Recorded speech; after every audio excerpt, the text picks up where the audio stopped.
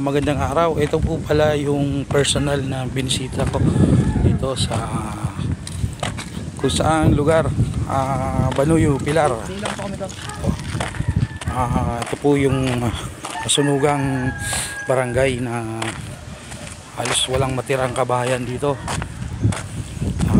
Nakakapanglumo po ang kanilang nararanasan ngayon sa kanilang nangyari sa kanilang mga hari-harian at mga naipundar para sa pamilya. Sa ngayon po ay ang buong TGP Sorsogon Province ay bumisita para magbigay ng konting pantawid gutom sa kanilang pagkain na sustain kahit sa isang araw man lang tayo ay makapagbigay ng tulong at used clothes. Ito po ang aking mga kasamahan. Kami po ay nagmula po sa iba-ibang bayan ng Sorsogon sa aming TJP Province, Sorsogon Province. At po ang aming coordinator, sir, ang mga member. Yan po si Sir Colette. Sir Colette, shout out sa'yo. Sir Jesse. Yan. At ating coordinator ng Bakod chapter, Sir Ramon Randy. Sir, salamat sa patuloy na pagtutulong na sa ating samahan na tumulong din sa ibang kapwa. Ayan si Sir Rabakon and Sir Levy.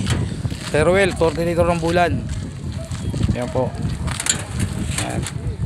Sila po yung mga coordinator na patuloy na tumutulong sa aming ginagawang charity event. Ayan.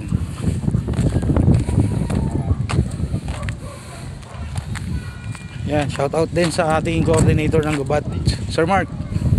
Maraming salamat sa bahagi at si Sir June Puntilar, si Sir Toda Black Rider, yung page mo, sir, no?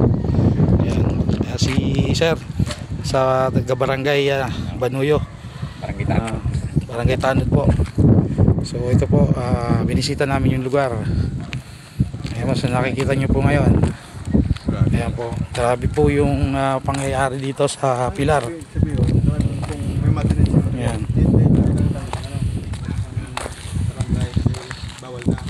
Ayan po.